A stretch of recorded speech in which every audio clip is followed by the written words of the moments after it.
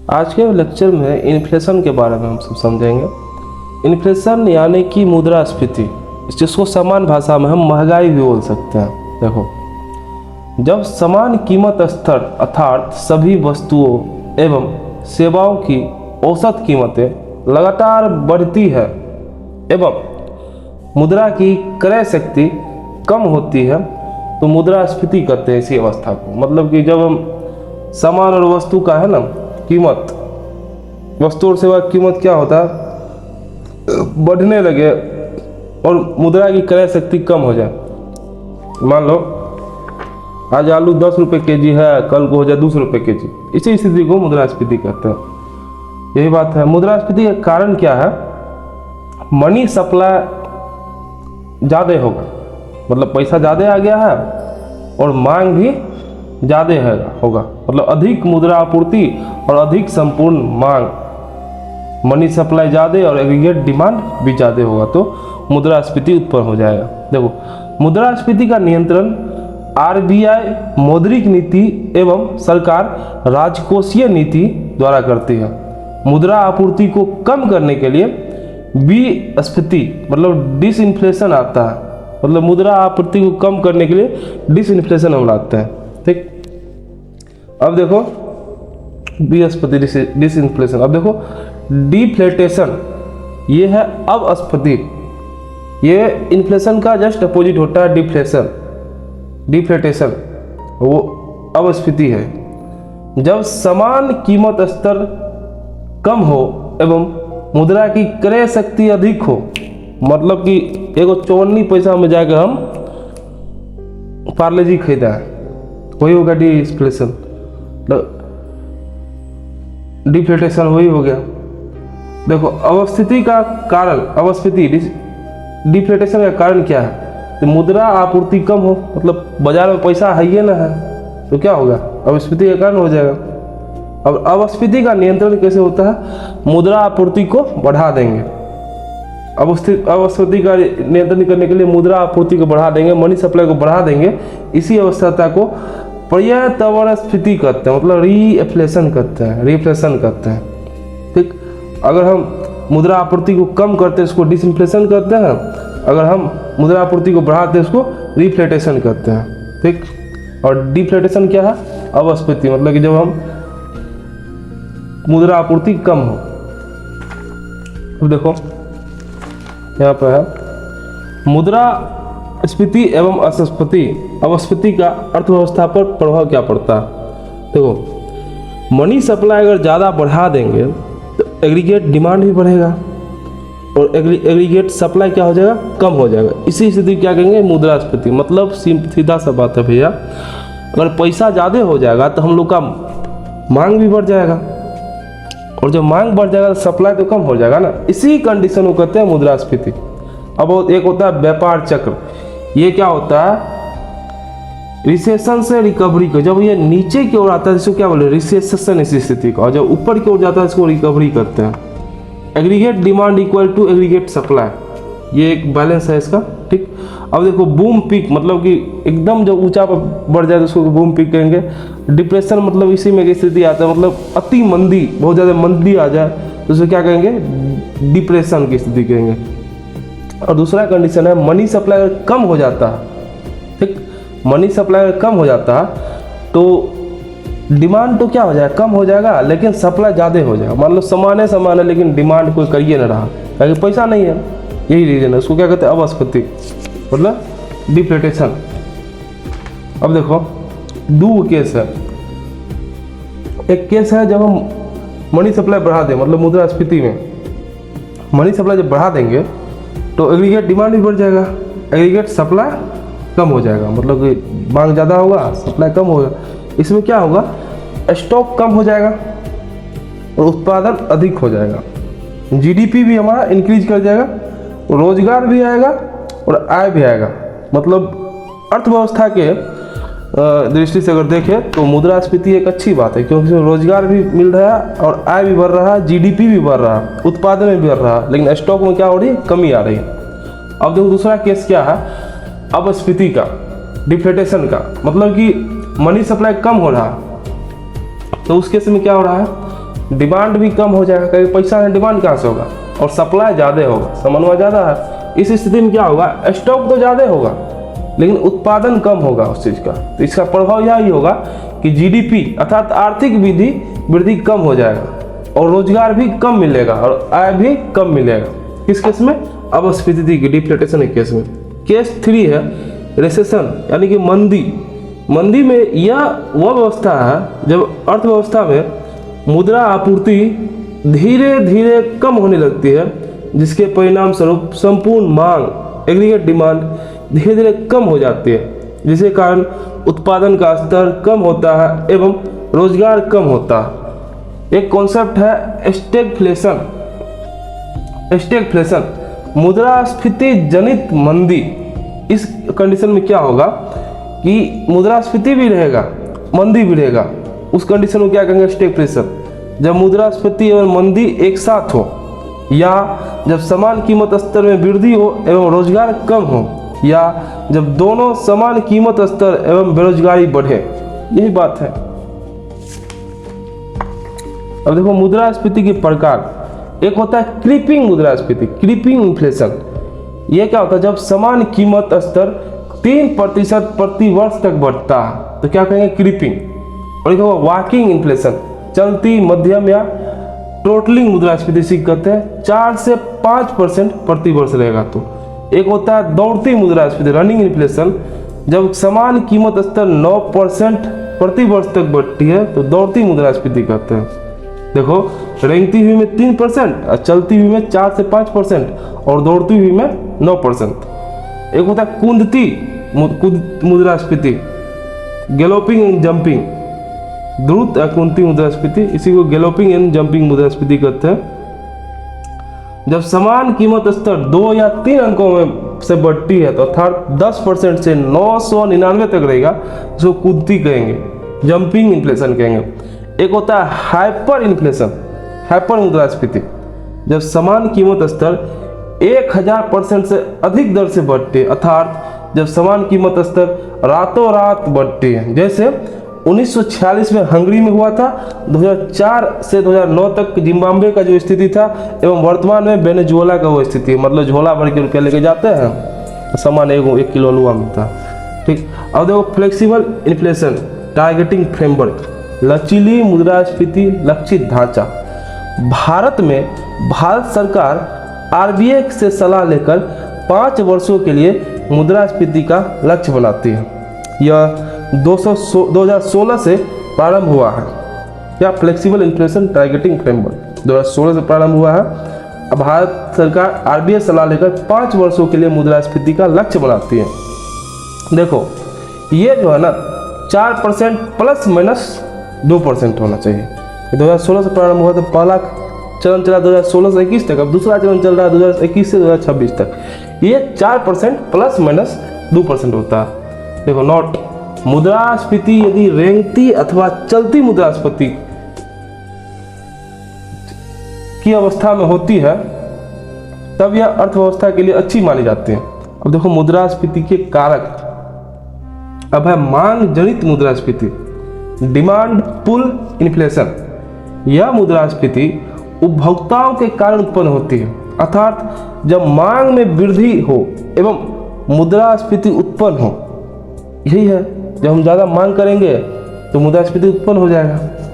मान लो डिमांड ज़्यादा होगा तो ये भी एक प्रकार का मुद्रास्फीति है, मतलब कीमत तो बढ़ेगा ना। देखो इसमें डिमांड बढ़ेगा और कीमत भी बढ़ेगा, इसको क्या कहेंगे, मांग जनित मुद्रास्फीति, डिमांड पुल इन्फ्लेशन। एक होता है लागत जनित मुद्रास्फीति, कॉस्ट पुश इन्फ्लेशन। देखो यह मुद्रास्फीति उत्पादकों के कारण उत्पन्न होती है एवं जब उत्पादकों की उत्पादन लागत में वृद्धि हो, अर्थात जब उत्पादन के साधनों की कीमत बढ़ती है एवं मुद्रास्फीति उत्पन्न होती है। जब लागत में वृद्धि होती है इसे संपूर्ण एग्रीगेट सप्लाई क्या होता है, संपूर्ण आपूर्ति कम हो जाता है। ठीक। अब देखो होता है निर्मित मुद्रास्फीति या बिल्ट इन इन्फ्लेशन।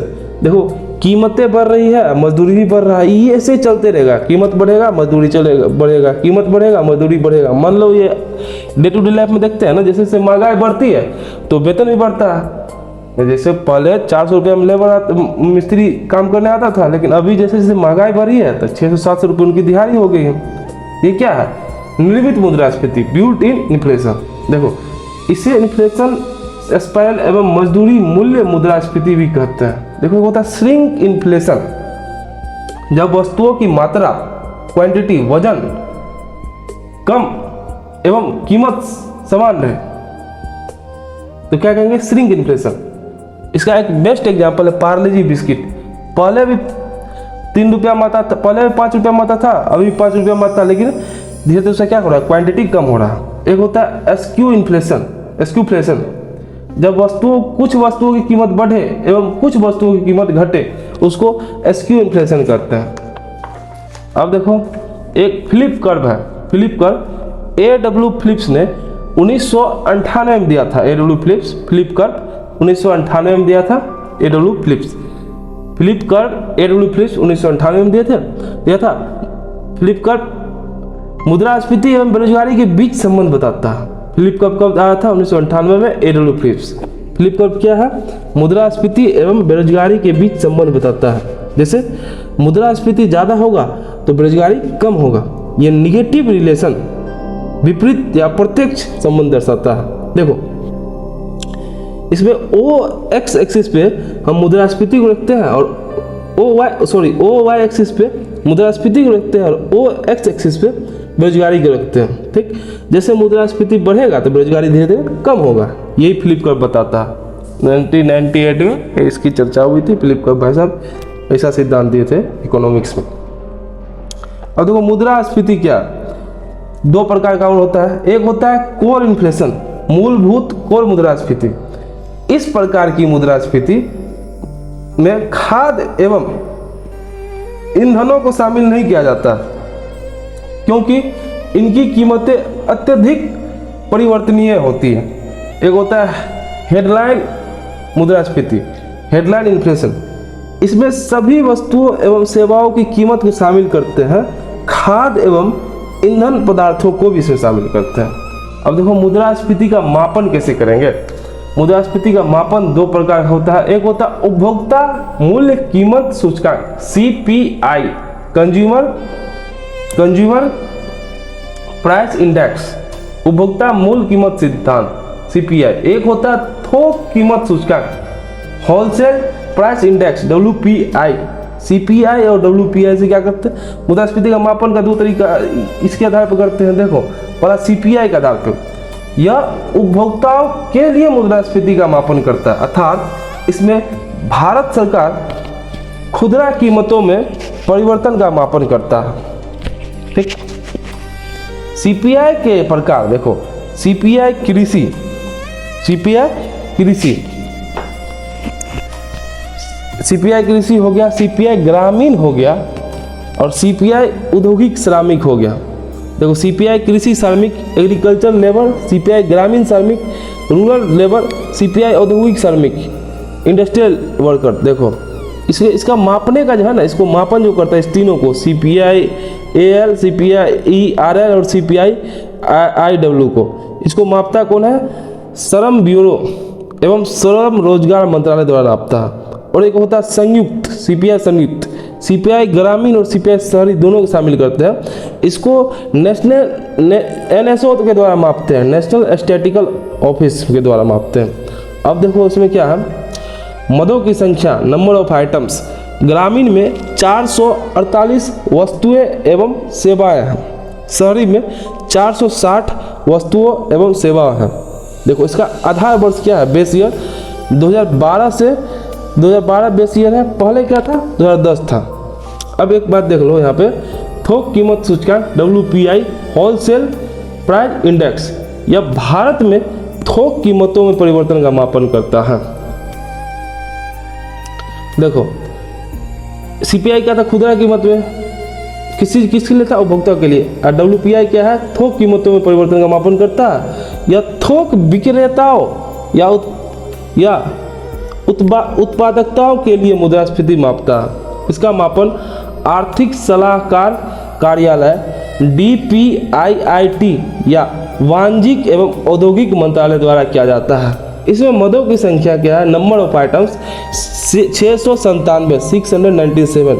इसमें सिर्फ वस्तुओं को इंक्लूड करते हैं। इसमें क्या था, वस्तु और सेवा दोनों था, ग्रामीण में भी, शहरी में। ग्रामीण 448, शहरी 428 में, ठीक।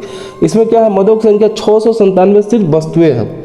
इसका बेस ईयर क्या है, 2011-12। पहले 2005-6 इसको था, अभी क्या है 2011-12। देखो नोट है एगो बात, सीपीआई एवं डब्ल्यूपीआई दोनों का मापन मासिक आधारित होता है, ठीक है ना, मासिक आधारित है सीपीआई एंड डब्ल्यूपीआई का मापन मुद्रास्फीति में, ठीक।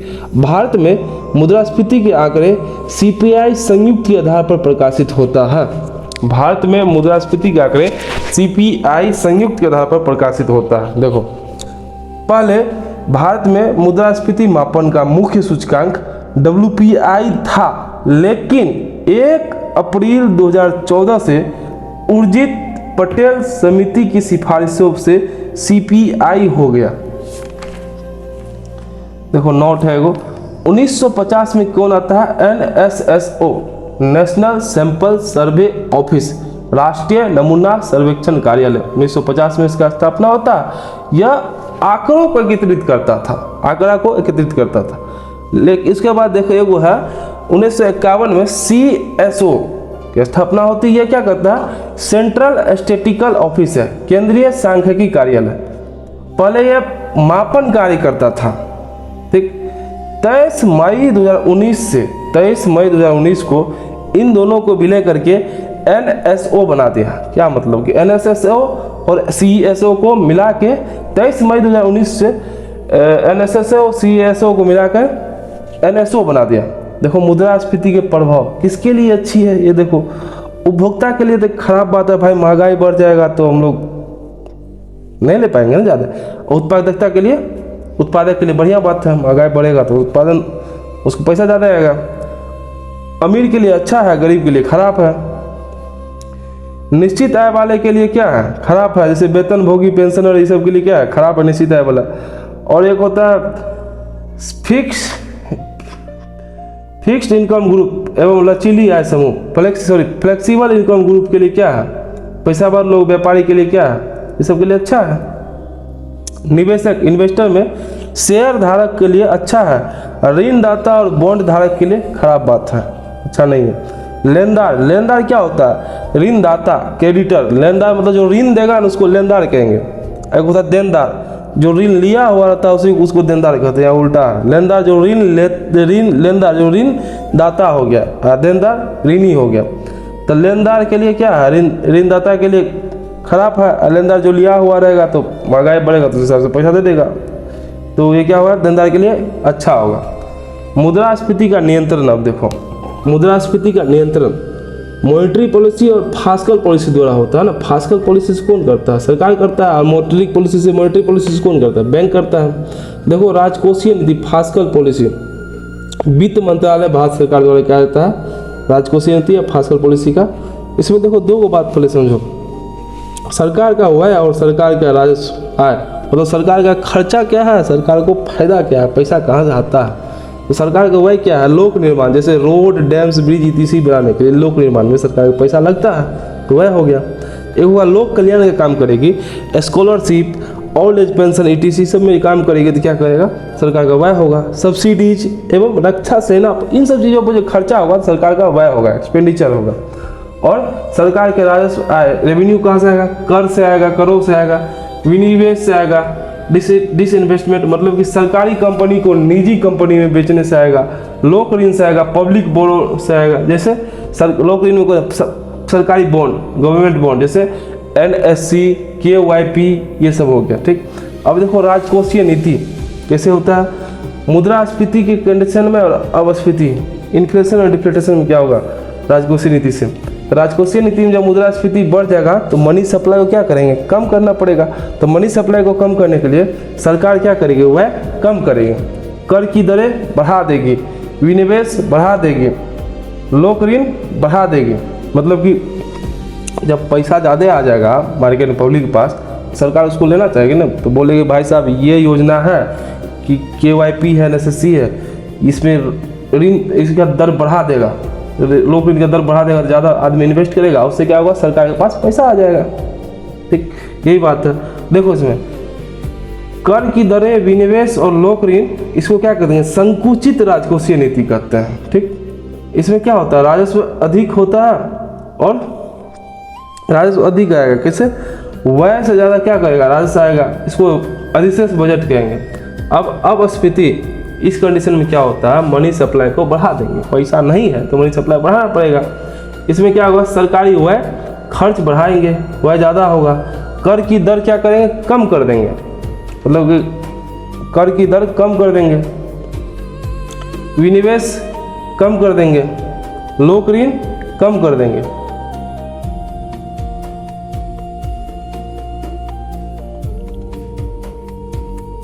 व्यय प्लस व्यय क्या होगा, ज़्यादा होगा, राजस्व कम होगा। इसमें क्या कहेंगे, घाटों का बजट कहेंगे।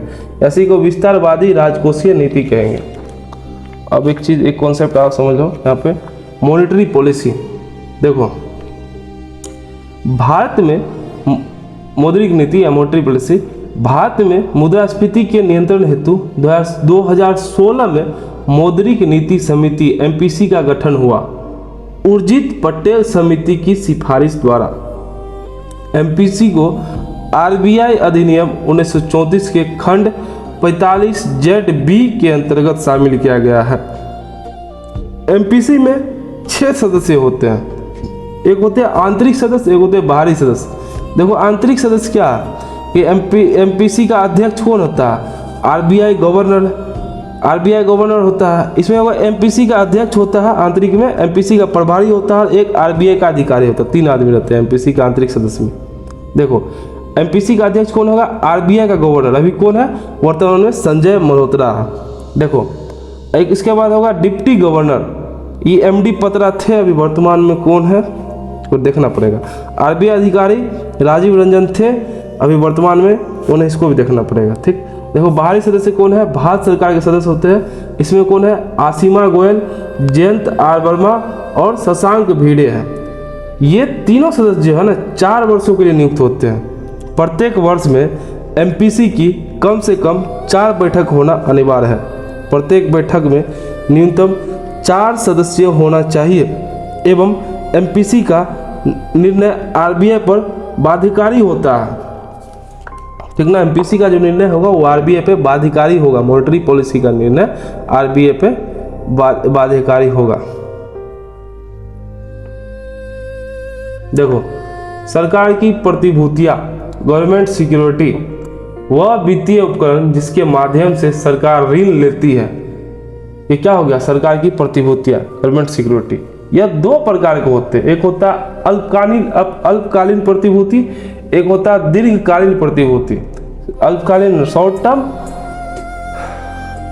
और दीर्घकालीन लॉन्ग टर्म। ठीक, अब देखो अल्पकालीन में क्या होगा, शॉर्ट टर्म में 1 वर्ष से कम के लिए मिलेगा।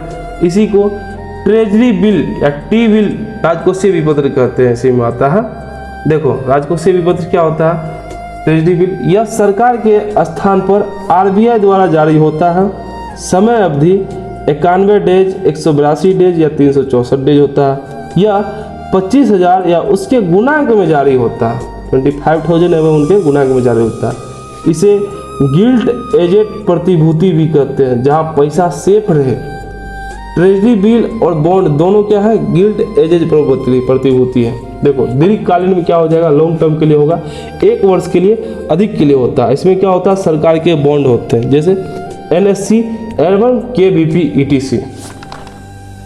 देखो बैंकों में जमाओं के प्रकार, मांग और समय सावधि जमाएं। देखो 2 प्रकार के जमा होते हैं ना बैंक में, एक होता है मांग जमाएं, डिमांड डिपॉजिट, एक होता है समय सावधि जमाएं, टाइम टर्म डिपॉजिट। मांग जमाएं में क्या होगा, करंट अकाउंट और सेविंग अकाउंट दोनों क्या होगा, डिमांड डिपॉजिट में आता है। Current account and saving account दोनों डिमांड डिपॉजिट में आता है। ठीक, अब देखो समय सावधि जमा में FD एंड RD आ जाता है टाइम टर्म डिपॉजिट में, मतलब कि कुछ टाइम आएगा तो FD तोड़ेंगे, RD से तोड़ते हैं, यही बात है यहाँ पे। नोट, बैंकों में सभी प्रकार की जमाएं बैंकों के लिए दायित्व है, लायबिलिटीज होती है। ठीक ना, NDTL एक टर्म है, नेट डिमांड टाइम लायबिलिटी। शुद्ध निवल मांग एवं सावधि जमाएं जो भी बैंक जो भी बैंक में पैसा जमा हुआ हो चुकी हो वो पैसा ग्राहकों को वापस देना है, यही NDTL कहलाता है, net demand and time liabilities. देखो मौद्रिक नीति में है ना, देखो क्या होता है, दो होता है, एक हो मात्रात्मक उपकरण मतलब क्वांटिटेटिव इंस्ट्रूमेंट, एक होता है गुणात्मक उपकरण क्वालिटेटिव इंस्ट्रूमेंट। मात्रात्मक उपकरण को ही सामान्य उपकरण कहते हैं और गुणात्मक उपकरण को ही चयनात्मक उपकरण कहते हैं। ठीक, देखो मात्रात्मक उपकरण क्वांटिटेटिव इंस्ट्रूमेंट्स में क्या सब आ गया, इसमें आ गया बैंक दर, bank rate, repo rate, MSF सीमांत अस्थायी सुविधा दर और विपरीत repo rate, reverse repo rate और अस्थायी जमा सुविधा SDF और नगद आरक्षित अनुपात CRR एंड वैधानिक तरलता अनुपात SLR और एक होता है मुक्त बाजार प्रचलन खुले बाजार प्रक्रिया। देखो इसमें bank rate, repo rate, MSF, reserve repo rate और SDF इस सब को क्या कहते हैं, पॉलिसी रेट, नीतिगत दर, नीति दर कहते हैं। और देखो CRR और SLR को क्या कहते हैं, रिजर्व रेशियो, आरक्षित अनुपात। ठीक, तो मुक्त बाजार था ही। अब इधर आ जाओ क्वालिटेटिव इंस्ट्रूमेंट, गुणात्मक उपकरण या चयनात्मक उपकरण। इसमें क्या होगा, सीमांत आवश्यकता, साखों की राशनिंग मतलब ऋण की राशनिंग, उपभोक्ताओं का ऋण विनियमन, नैतिक तनाव या दबाव, प्रत्यक्ष कार्रवाई। देखो सीमांत आवश्यकता को देखता है, साखों की राशनिंग, ऋण की राशनिंग होगा, उपभोक्ताओं का ऋण विनियम, नैतिक तनाव और दबाव होता है, प्रत्यक्ष कार्रवाई, ये सब क्या होगा, गुणात्मक क्वालिटेटिव इंस्ट्रूमेंट होगा। अब देखो मात्रात्मक उपकरण की ओर देखते हैं, इसमें होता है बैंक दर, बैंक रेट, वह दर जिस पर RBI सभी बैंकों को दीर्घकालीन ऋण देती है बिना सरकारी प्रतिभूति के, एवं वर्तमान में यह 5.75% है। ठीक ना। रेपो रेट क्या होता है, वह दर जिस पर RBI सभी बैंकों को सरकारी प्रतिभूति के स्थान पर अल्पकालीन ऋण देती है, गवर्नमेंट सिक्योरिटी के स्थान पर अल्पकालीन ऋण देती है, सो क्या कहेंगे, रेपो रेट। वर्तमान में यह 5.50% है, पहले 6.50 था, अब घट गया है 5.50% है। ठीक, एक बात मान लो, सरकारों की सिक्योरिटी क्या है, सरकार की प्रतिभूति क्या है, ट्रेजरी बिल है और क्या है, बॉन्ड है, ये सब है ना। इसी सब चीज को रख के क्या करता है, रेपो रेट देता है। और बैंक दर में क्या होता है, दीर्घकालीन ऋण देती है बिना सरकारी प्रतिभूति के, यह वर्तमान में 5.75% है। रेपो रेट क्या है, वह दर जिस पर RBI सभी बैंकों को सरकारी प्रतिभूति के स्थान पर अल्पकालीन ऋण देती है, वर्तमान में यह 5.50 है। अब देखो MSF सीमांत अस्थायी सुविधा दर, MSF सीमांत अस्थायी सुविधा दर, देखो MSF सीमांत अस्थायी सुविधा दर, वह दर जिस पर RBI सभी बैंकों को एक रात के लिए ओवरनाइट ऋण देती है एवं जिसके बदले बैंकों को RBI के पास सरकारी प्रतिभूति जमा करनी पड़ती है।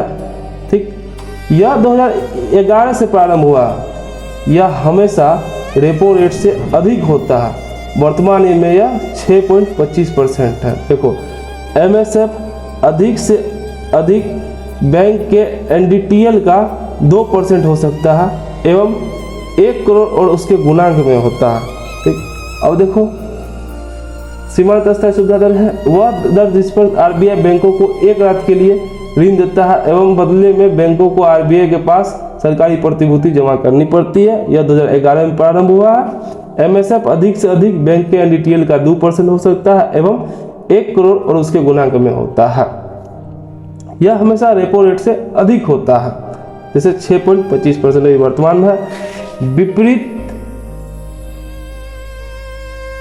रेपो दर, रिवर्स रेपो रेट, वह दर जिस पर RBI बैंकों से सरकारी प्रतिभूति रखकर ऋण लेती है।